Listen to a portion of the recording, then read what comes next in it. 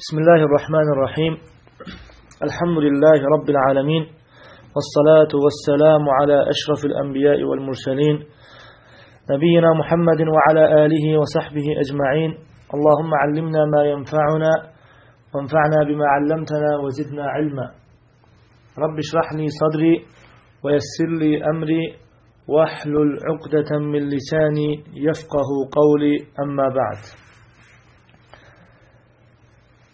İnşallah bugün götüreceğimiz mövzu yenə də sular fəslindən 10-cu hədisdir. Bu hədisin ünvanı belədir ki, itin su içdiyi qabın təmizlənməsinin necəliyi. Yəni, it bir qabdan su içərsə, həmin qab necə təmizlənməlidir? Yəni, onun qaydası necədir? An Əbi Hüreyrə radiyallahu anhu qala Rasulullah sallallahu aleyhi və səlləm tuhuru inai ahadikum izə vələğə fihil kəlbu ən yəğsiləhu səb'ə mərrat ulahunna bitturab. Əxrəcəhu Müslim. Əbu Hüreyrə radiyallahu anhu buyurur ki, Peyğəmbər sallallahu aleyhi və səlləm belə buyurdu. Sizdən biriniz itin su içdiyi qabı təmizləmək istədikdə, yəni it bir qabdan su içərsə, o qabı təmizləmək istədikdə, onu birincisi torpaq olmaqla, qalanları isə su ilə 7 dəfə yusun. Yəni 7 dəfə yusun, bu 7 dəfənin birincisi torpaqla yuyulsun. Və başqa ləfzə gəlib, Müslimin ləfzlərindən birisində buyurur ki, sizdən biriniz itin su içdiyi qabı təmizləmək istədikdə həmin qabda olan suyu boşaltsın, tullasın, sonra onu birincisi torpaq olmaqla, qalanları isə su ilə 7 dəfə yusun. Və Tirmizinin ləfzində isə buyurur ki, sizdən birinizin yəni itin su içdiyi qabı təmizləmək istədikdə onu birincisi və yaxud da axırıncısı burada ravidə şək var. Yəni deyir ki, birincisi və yaxud da axırıncısı torpaq olmaqla 7 dəfə yusun. Amma səhih ləfzdə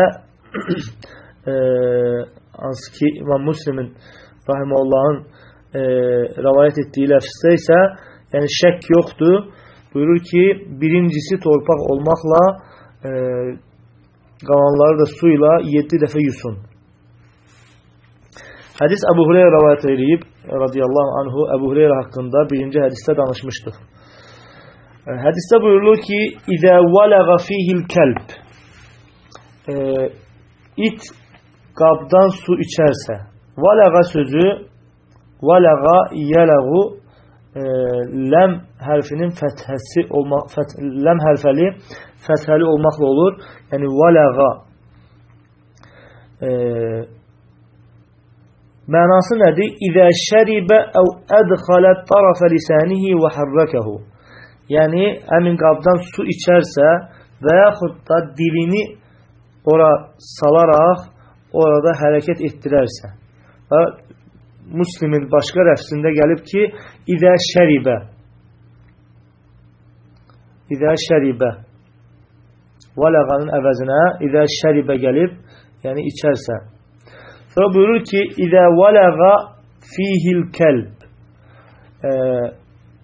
deyir ki, orada it su içərsə, bir qabdan su içərsə, burada əl-kəlb əlifləmlə gəldi, bütün itləri əhatə eləyir.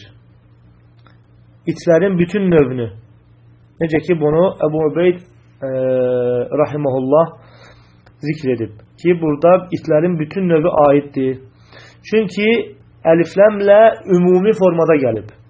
Ümumi formada burada yalnız yəni bir kimsə ümumdan nəyisə xüsusiləşdirmək istəyirsə, mütləq şəriətdən xüsusiləşdirən dəlil olmalıdır. Və biz buradan bilirik ki, fərq yoxdur itlərin arasında, istər saxlanılması icazəli olan itlər, ov itləri və yaxud da çoban itləri, bu kimi saxlanılması icazəli olan itlər və həmçinin tarlanın qoruğu üçün, qorunması üçün saxlanılması icazəli olan it, yəni bunlarla başqa itlər arasında fərqi yoxdur. Hər birisi nəcisdir. Hər biri nəcisdir.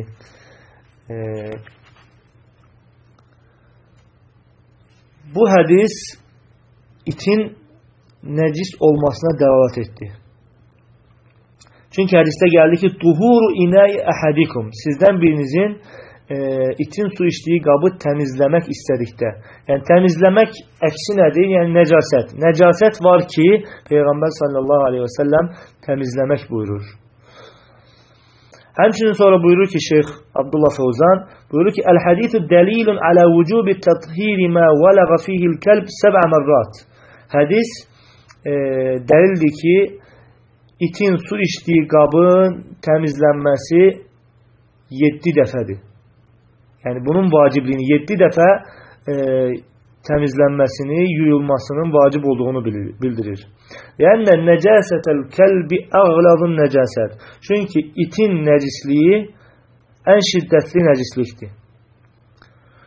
Və həmçinin onun ağız suyu və ondan çıxan hər bir şey, qan, sidik, təri və yaxud da başqa şeylər hər biri nəcisdir.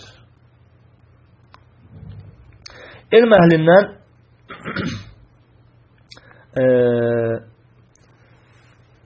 Abdullah ibn Muğaffəlin hədisini daha üstün görənlər var. Abdullah ibn Muğaffəl radiyallahu anh'ın hədisində gəlib ki, İdə vələqəl kəlbu fil inə fəğsiluhu səb'ə mərrat və əftiruhu səminətə bit-turab. Abdullah ibn Muğaffəl radiyallahu anh hədisində buyurur ki, Peyğəmbər sallallahu aleyhi və səlləm buyurdu ki, it bir qabdan su içərsə onu 7 dəfə yuyun, 8-ci dəfə torpaqla sürtün. Bu hədis də Müslimdə gəlib.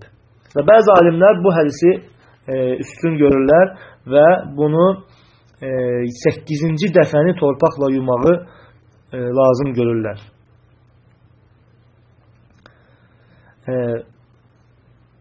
Və bəzi alimlər də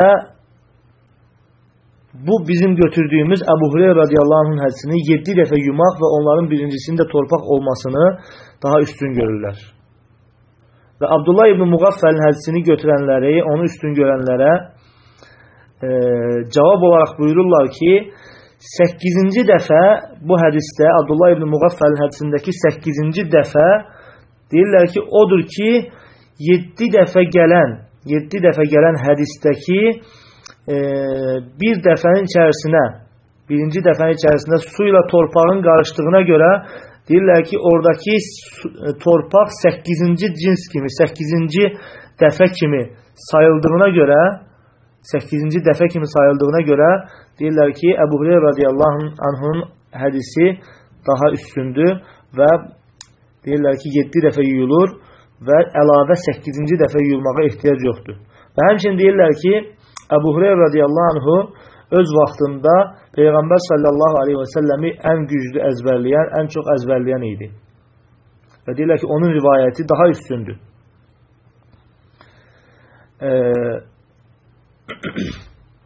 Və Abdullah ibn Muğaffəlin radiyallahu anh'ın hədisini üstün görənlər isə deyirlər ki, buradakı 8-ci dəfə əlavədir və buradakı əlavə də xüsusən qəbul olunan əlavədir və xüsusən də ehtiyat baxımından deyirlər ki, ehtiyat baxımından bu əlavəni də götürmək lazımdır ki, 7 dəfə yuyaraq 8-ci dəfə torpaqla yumaq.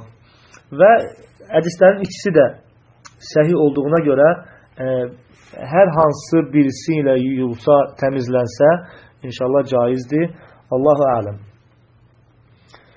Ondan sonra şeyx buyurur ki, Abdullah Fevzan hafizahullah, təəddüdül qəsələt xasun binəcəsətil kəlb. Deyir ki, bu sayda yumaq itin necasətinə xasdır. Yəni itin əgər gəlib qabdan su içərsə və yaxud da nəsə yeyərsə, bu sayda yumaq yalnız itə aiddir. Başqası buna qiyas olunmur. Misal olaraq donuz. Donuz da bilirik ki, nəcisdir, amma burada itə qiyas olunmur. Donuzun nəcasəti, nəcasət itənə qədər yuyulur. Ola bilər 1 dəfəyə, 2 dəfəyə, 5 dəfəyə, 10 dəfəyə itsin. Amma 7 dəfə donuzda şərt deyil, yalnız itdədir. Ləyənnəl ibadət təvqifiyyə. Sonra şeyx buyurur ki, çünki ibadətlər təvqifidir. Təvqifi nədir? Yəni, Quran və sünnə üzərində dayanır. Quran və sünnə üzərində dayanır. Və hədihi umurun lə tudraku bir rə'i vəl qiyas. Və deyir ki, bu elə bir işlərdir ki, rəylə, qiyasla dərk olunmur. Yalnız Quran və sünnəyə dayanan bir məsələlərdir, ibadət məsələləridir. Heç bir hədisdə, yəni dəlillərdə yoxdur ki, itdən başqasının necasəti bu formada yuyulsun. Quran-ı Kərimdə xinzirin, donuzun adı keçir. Peyğəmbər sallallahu aleyhi və səlləmin zamanında da olan bir şey idi. Amma Peyğəmbər sallallahu aleyhi və səlləm bunu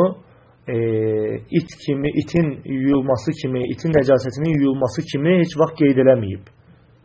Və bununla bilirik ki, donuzun nəcisliyi başqa nəcasətlər kimidir, təmizlənənə qədər yuyulur və say yoxdur. İtdən fərqli olaraq.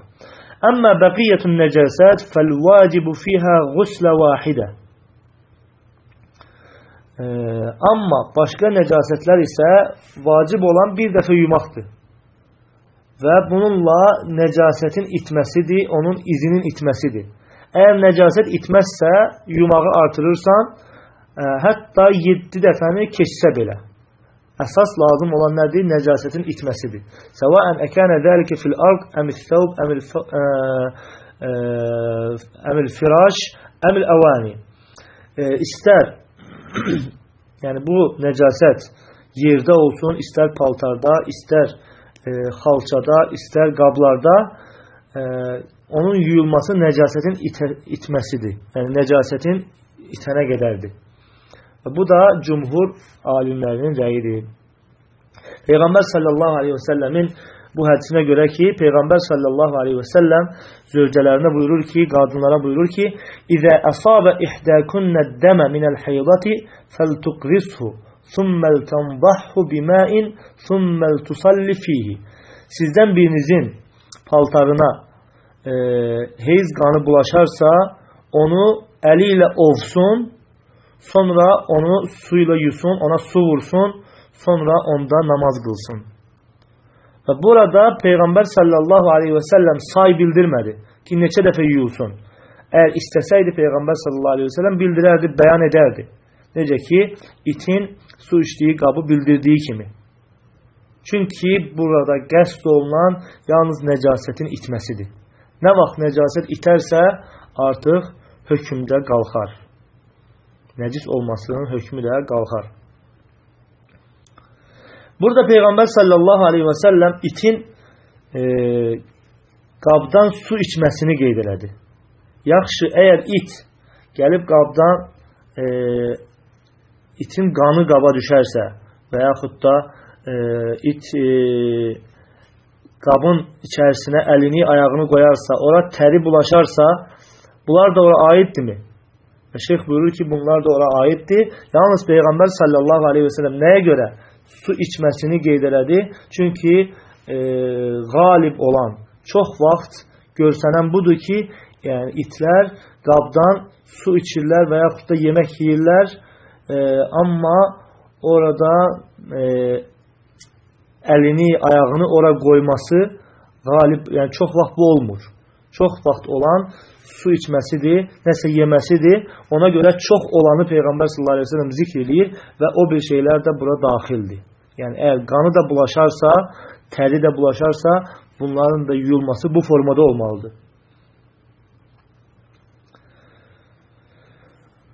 Amma zahirlər deyirlər ki, Zahiriyyə məzhəbi 7 dəfə yumaq yalnız o qabdan itin su içməsi və yaxud da nəsə yeməsinə aiddir.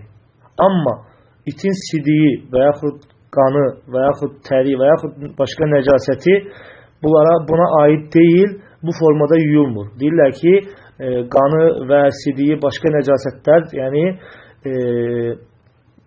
adi nəcasətlər kimidir. Bu da həmçinin İmam Nəvavi Rahiməhullahın götürdüyü rəydir. İmam Nəvavi Rahiməhullah da deyir ki, güclü olan rəy budur, dəlil baxımından. Yəni deyir ki, yalnız əgər su içərsə və yaxud da nəsə yiyərsə 7 dəfə yuyulur, başqa şeylərdə yox. Və İmam Şəvkani Rahiməhullah da bunu üstün görür. Deyir ki, bu hədisdə İzə vələğə gəlib və yaxud da İzə şəribə gəlib. Hədislərdə oradan su içərsə ləfsi gəlib. Bu da deyir ki, yalnız içməyə və yaxud da qabı yalamasına, yəni ağzının dəyməsinə bildirir. Amma zahirlərin, həmçinin İmam Nəvavinin, Şəvkani Rahiməhullahın bu rəylərinə İbn Həcər Rahiməhullah, daha doğrusu İbn Həcər Rahiməhullah yox, Hafiz el-İraqi Rahiməhullah öz kitabında onlara rədd olaraq buyurur ki, Peyğəmbər sallallahu aleyhi və səlləmin burada su içməsi deməsi, yəni itin su içməsini qeyd etməsi və yaxud da orada nəsə yeməsini qeyd etməsi, su içməsini qeyd etməsi çox vaxt olduğuna görə, yəni çox vaxt bu halda olduğuna görə, o bir hallar olmadığına görə bunu zikr edir Peyğəmbər sallallahu aleyhi və səlləm. Və başqa hallar da deyir ki, bura daxildir. Başqa hallar da, yəni qan bulaşarsa, itin qanı bulaşarsa və yaxud da ki, əlini, ayağını qoyarsa, ora onun təri bulaşarsa, yenə də həmin formada yuyulmalıdır. Bu, İraqi Rahiməhullahın və cümhur alimlərinin yəni, məzhəbi də budur və ən ehtiyatlı olan da budur. Yəni, ehtiyat baxımından yəni, yaxşı, yəni, cümhur alimlərin rəyi ehtiyat olanı da budur. Ondan sonra şeyh buyurur ki, fil hadisi dəlilun alə vücub iraqati ma fil inə min ma'in əv ləbənin əv qeyrihə. Yəni, hədisdə o bir ləfsdə gəlmişdir ki, fəlyuriqhu. Yəni, əgər qabdan su içərsə, sizdən biriniz o qabı təmizləmək istədikdə, o qabın içərisindəki suyu boşaltsın. Buyurur ki, bu ləfs buradakı, yəni fəlyuriqhu əlavəsi, yəni o suyu boşaltsın əlavəsi səhih olarsa, burada artıq vacib olur ki, həmin su boşalsın, qabdan boşaldılsın və qabdan qalan su istifadə olunmasın. Amma şeyh buyurur ki, böyük alimlərin təxricindən aydın olur ki, onlar qeyd ediblər ki, buradakı fəlyuriqhu sözü Ali ibn Musfir'in tək olaraq rəvayət etməsidir və başqa alimlərə qarşı müxalif olmasıdır və bu da buradakı müxaliflik şazdır və bu qəbul olunmur. Bu şazdır, bu qəbul olunmur və buradakı fəlyuriqhu o suyu boşaltsın əlavəsi səhih deyil. Ondan sonra bu hədisin şərhində İbn Həcər Rahiməhullah, daha doğrusu İbn Hüseymin Rahiməhullahın şərhinə baxırıq. İbn Hüseymin Rahiməhullahın bu hədisdən sonra qeyd elədiyi faydalara. İbn Hüseymin Rahiməhullah buyurur ki, burada qablara aid olan bir məsələdir. Nəyə görə müəllif qablara aid olan bir məsələni sular babında qeyd edib? Sular babında qeyd edib. Və deyir ki, cavab olaraq deyilir ki, müəllif burada sular babında ona görə qeyd edib ki, it əgər o qabdan su içərsə, o qabda qalan suyun o qabda qalan suyun tullanması və ondan çəkinmək məsələsi olduğuna görə. Həmin qabdakı suya görə bu hədisi bu babda, bu fəsildə yəni gətirib İbn Həcər rahimehullah qaba görə yox. Və sonra faydalardan şeyx buyurur ki, bu hədisdə dəlil var ki, it nəcisdir. Peyğəmbər sallallahu aleyhi və səlləm onun təmizlənməsini əmr etmişdir. Və bu söz İbn Seymur rahimehullah buyurur ki, itin nəcis olması demək olar ki, alimlər arasında icmadır. Alimlər arasında icmadır.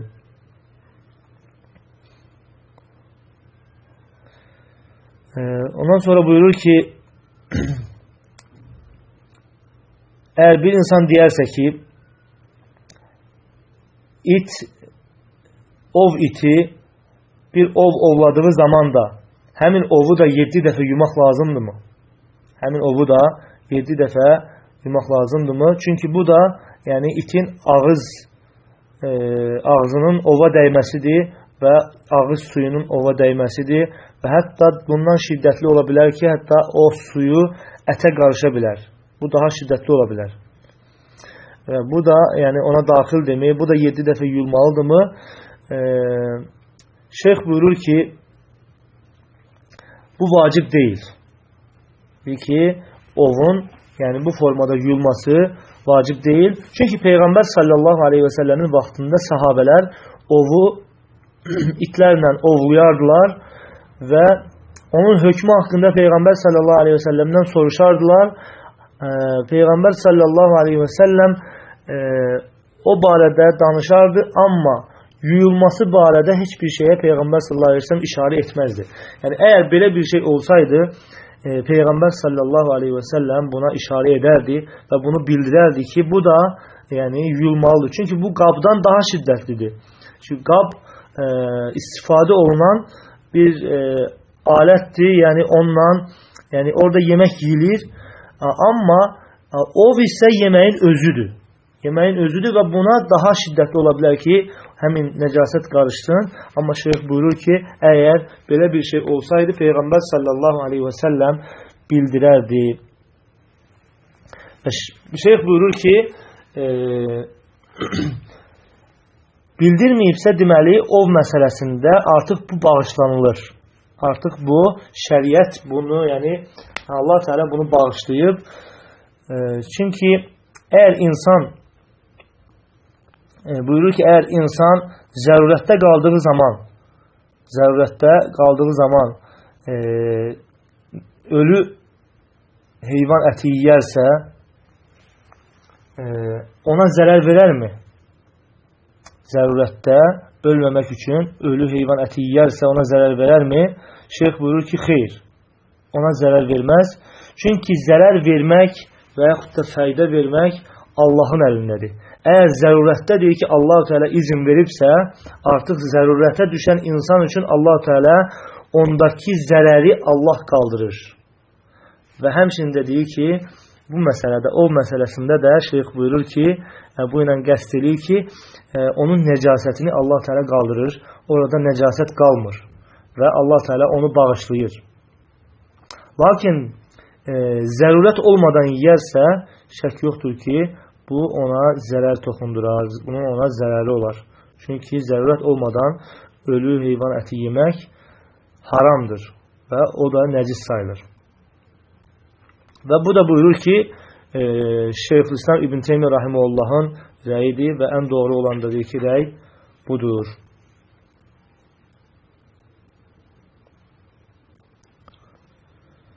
Və sonra şeyx buyurur ki,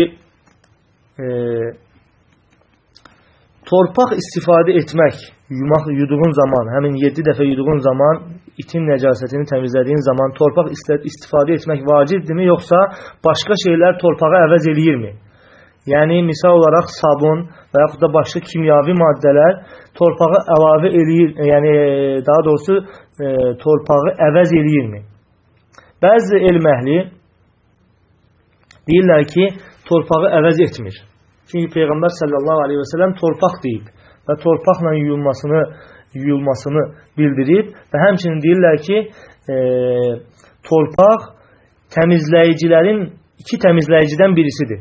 Yəni su və torpaqdır təmizləyicilər. İnsan su olduğu zaman dəstəmaz su ilə alır. Su olmayanda torpaqla təyammüm aldığına görə iki təmizləyici su və torpaqdır və deyir ki, torpaq da bu iki təmizləyicidən birisidir.